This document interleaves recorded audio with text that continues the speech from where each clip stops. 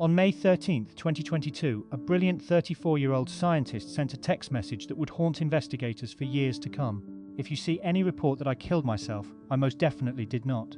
Less than 1 month later, Amy Eskridge was found dead from a gunshot wound to the head in Huntsville, Alabama. The official ruling? Suicide. But that text message? It was just the beginning of one of the most disturbing mysteries in modern science. Because Amy wasn't just any scientist. She was on the verge of revolutionizing everything we know about physics, gravity, and perhaps the nature of reality itself. Disclosure is going to come out of Huntsville, Alabama, out of Redstone Arsenal. Redstone Arsenal in Huntsville, Alabama is the biggest fucking deal that you've never heard of. It's the biggest fucking deal that you have never heard of. And so we need a documentary to drop at the same time that establishes the credibility. Because the fact is that we have deep and wide, extensive credibility that no one knows about because you're not supposed to know about it. Because it's in Alabama, it's obscure. You're not supposed to know about it. That's the point. Today, we're diving deep into the case that has the FBI investigating, Congress demanding answers, and millions asking the same question. What did Amy Eskridge know that got her killed? Amy Catherine Eskridge wasn't your average researcher. Born and raised in Huntsville, Alabama, America's Rocket City, she was literally surrounded by aerospace innovation from birth. Her father, Richard Eskridge, was a lead technical engineer at NASA's Marshall Space Flight Center. Science wasn't just in her blood, it was her destiny. By the time she graduated from the University of Alabama in Huntsville, Amy had earned double majors in chemistry and biology. But she didn't stop there. She became a master of electrical engineering, physics, nanotechnology, and genetic engineering. Colleagues described her as a brilliant interdisciplinarian, someone who could connect dots across multiple fields that others couldn't even see. In 2019, Amy co-founded the Institute for Exotic Science in Huntsville, serving as its president and chair. Her focus, the most cutting-edge, controversial field in modern physics, anti-gravity propulsion and electrogravitics. Let that sink in. Anti-gravity, the stuff of science fiction. The technology that could make chemical rockets obsolete. The breakthrough that would threaten billions of dollars in aerospace contracts and change the balance of global power overnight. And Amy was close, really close. In 2020, she announced she was ready to present foundational research on anti-gravity principles. There was just one problem. She needed NASA's approval to go public. She never got it. But anti-gravity wasn't the only secret Amy was sitting on. In interviews that have now resurfaced, Amy made claims that would sound like pure science fiction to most people. Claims about something called Project Looking Glass. In a video that went viral in 2026, Amy explained something that sounds absolutely impossible. The ultra-terrestrials are not visitors from other planets. They're us, from the future. She went on to detail what she claimed physicist Hal Puthoff had told her about two groups, designated P47 and P52. Well, so the ultra-terrestrials, I'll just tell you, the ultra-terrestrials, I think, have you heard of the P52s and the P47s? Do you know what that is? They're us from the future. They're from here. They are you. They are me. They're from here, from the future. P47 is present plus 47,000 years. P52 is present plus 52,000 years. And basically there's a calamity, right? So there's like a apocalypse scenario in the near future. It wipes out most of like everything, man. And there's the ones that go underground and survive, right? And then there's the ones that somehow stay on the surface and miraculously don't die. She claimed Hal Puthoff, a physicist who worked on CIA remote viewing programs and has been deeply involved in UAP research, came to her house multiple times with investors to discuss ultra-terrestrials. Presumably, these conversations included her father, given his NASA background. Whether you believe these claims or not, one thing is undeniable. Amy believed she was sharing information that powerful people wanted to remain hidden, and she was about to pay the ultimate price for it. By early 2022, Amy's life had become a nightmare. She began reporting systematic harassment, surveillance, and something far more sinister, physical attacks using what she called directed energy weapons. In March 2022, Amy contacted Frank Milburn, a former British intelligence officer, describing attacks at her home in Huntsville. She sent him photographs of her hands, severely reddened and burned. A colleague with weapons experience examined the photos and identified the likely device as an RF K-band emitter, powered by 5 car batteries inside an SUV. But the most chilling evidence came in a video that surfaced in April 2026. In the footage, filmed just 1 month before her death, Amy appears panicked and desperate. My hands have been burned to hell and back as I've been typing. Because you can beam me through there and through there, and you can get a 3D image of what I'm typing. Because this computer doesn't have a Wi-Fi card, you can't hack it, but you can maybe get a 3D image of me typing. So like we just did that, and did that as an act of pure desperation. And guess what? I feel better immediately. Like, my hands still burn because there's damage. But it's like my body relaxed when we barricaded the shit. And it was like, oh, like relief, like immediately. She pans the camera to show a thermal outline burned into her window glass, a perfect silhouette of her head, aligned precisely with where she had been sitting at her computer. "This might be the best physical evidence anyone has ever gotten," she said in a text to Milburn. But when she sought medical help, doctors referred her to psychiatry. The physical evidence didn't matter. The burns on her hands didn't matter. She was being dismissed as paranoid, delusional. In another newly uncovered video, Amy described being stalked by an Eastern European man in his 50s or 60s, driving a Lexus. She said he lived directly across from her apartment and had been following her for 4 to 5 years. The stalking, she said, had escalated dramatically in the months before her death. More aggressive, more invasive, digging through my things, sexual threats over the past 3 to 6 months, she revealed. In text to colleagues, Amy wrote, "I've been getting death threats every day repeatedly for the past week or so for my most recent work. Like I finally crossed some line with my own independently developed theory, and it got surveilled. It tipped me over onto some fucked up kill list," she added. "I left myself a voice note on my hacked phone about some super heavy shtiet that I figured out. Then the daily death threats immediately started rolling in.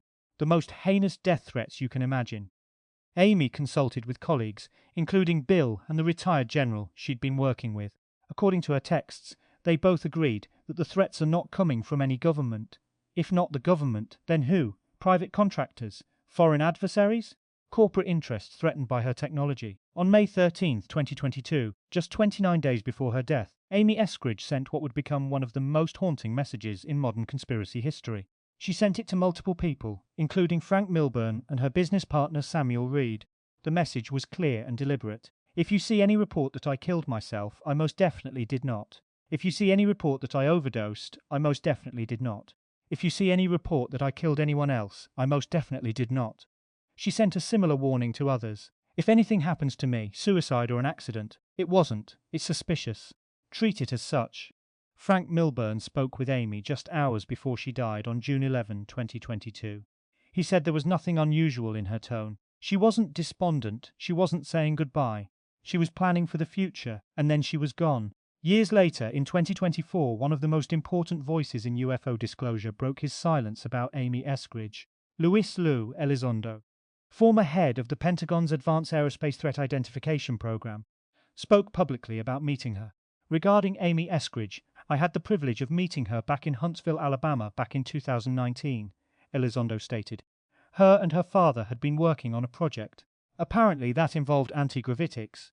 She did provide me and a couple of my colleagues a briefing on it," he continued. "She did complain that she was on a, quote, target list. I don't know if it was the same target list that I myself and folks like Dave Grush were on, or if it was something else, but she did reveal that to us, and she did say that she was fearful for her life." Read that again. The former Pentagon UFO program director confirmed that Amy Eskridge told him she was on a target list and feared for her life. This wasn't paranoia. This wasn't mental illness. This was someone who knew she was in danger. But it's darker. According to testimony from her final interview, Amy also said something chilling about Elizondo himself. She claimed that Luis Elizondo had told her the US military would give her funding so her work doesn't go to China, but then ghosted her when she followed up. In that same interview, she called Elizondo, Hal Puthoff, and Eric Davis evil. Whether Amy was right or wrong about these individuals, one thing is clear. She was navigating a world of secrets, lies, and powerful people who didn't want her technology to see the light of day. Congressman Eric Burleson has publicly stated there is significant evidence Amy Eskridge was targeted by a directed energy weapon using microwave energy. This isn't some internet conspiracy theorist. This is a US representative going on record. Amy Eskridge's death was officially ruled a suicide on June 11, 2022. But her case didn't end there. In fact, it was just beginning, because Amy isn't alone. She's one of at least 11 scientists connected to classified research who have died or disappeared since 2022 under mysterious circumstances. Let's run through the list. Number 1. Amy Eskridge. Anti-gravity researcher, died June 11, 2022, ruled suicide. Number 2. Michael David Hicks. NASA JPL scientist specializing in comets and asteroids, died July 30, 2023, cause of death undisclosed. Number 3. Frank Mywald, NASA JPL space research specialist, died July 4, 2024 at age 61, no cause released. Number 4. Matthew James Sullivan, former Air Force intelligence officer, died by alleged suicide in 2024, just before he was scheduled to testify in a federal UFO whistleblower case. Number 5. Nuno Loureiro, director of MIT's Plasma Science and Fusion Center, shot on December 16, 2025. Number 6. Carl Grillmeier, Caltech astrophysicist working on NASA's water discovery missions, fatally shot at his home February 16, 2026. Number 7. Joshua LeBlanc, NASA nuclear propulsion engineer for Draco military program, found dead in a burned Tesla July 2025. Number 8. Monica Reza, director of NASA's Jet Propulsion Laboratory Materials Processing Group, disappeared while hiking June 22, 2025. Number 9. Melissa Cassias, administrative assistant at Los Alamos National Laboratory, missing since June 26, 2025. Number 10. Stephen Garcia, government contractor for Kansas City National Security Campus, missing since August 28, 2025. Number 11. William Neal McCasland, retired Air Force Major General who commanded the $4.4 billion Air Force Research Laboratory, vanished from his Albuquerque home February 27, 2026, leaving behind his phone, glasses, and all devices. These aren't random deaths. These are people connected to NASA, Los Alamos, advanced propulsion, nuclear research, and UAP programs. Several worked on or knew about a revolutionary nickel-based superalloy called Mondaloy, used in next-generation rocket engines. The statistical probability of this many specialists in such a small field dying or disappearing in such a short time frame. Astronomers would call it astronomical. Former FBI official Chris Swecker recently said, "The pattern is consistent with how several foreign powers operate, by abducting, blackmailing, torturing, and even killing scientists to gain intelligence." The conspiracy theory went from internet forums to the White House in a matter of months. By April 2026, the story had exploded across mainstream media. President Donald Trump was asked about it directly by Fox News reporter Peter Doocy. Trump called it pretty serious stuff, adding, "We're going to be doing a full report." The FBI announced it is spearheading the effort to look for connections into the missing and deceased scientists, working with the Department of Energy, Department of Defense, and state and local law enforcement. FBI Director Kash Patel stated, "If there's any connections that lead to nefarious conduct or conspiracy, this FBI will make the appropriate arrest." The House Oversight Committee, led by Chairman James Comer, launched its own investigation, demanding briefings from the FBI, Department of Defense, Department of Energy, and NASA. Comer said the reports raise questions about a possible sinister connection between the deaths and disappearances. NASA issued a statement saying, "Nothing related to NASA indicates a national security threat," but notably didn't deny that something suspicious might be happening. Congressman Tim Burchett has been vocal about his concerns, as has Congressman Eric Burleson, who has been at the forefront of UFO disclosure efforts. Meanwhile, Amy's father, Richard Eskridge, the former NASA engineer, insists there's nothing suspicious about his daughter's death. "Scientists die also, just like other people," he told News Nation. But Andrew Black, a former FBI special agent in charge, disagrees. "The fact that her parents may feel that she did commit suicide doesn't mean the other things she reported weren't true," Black said. "Maybe these things contributed to her taking her life. We don't know, and that's why it's great the FBI is investigating this." So what's really going on here? Is this the greatest conspiracy in American history, or is it, as skeptics claim, an example of apophenia, seeing patterns where none exist? Medical sociologist Robert Bartholomew argues it's the latter. He says it underscores the human tendency to see what we expect to see, and that social media postings plant the idea that there has been a coordinated attack on American scientists, priming some to reinterpret random deaths and disappearances as suspicious and sinister. Science writer Mick West points out that more than 700,000 people work in top-secret cleared positions in US, aerospace and nuclear sectors. Statistically, around 250 of them would die from homicides and suicides in the time frame being discussed, with thousands more dying of natural causes.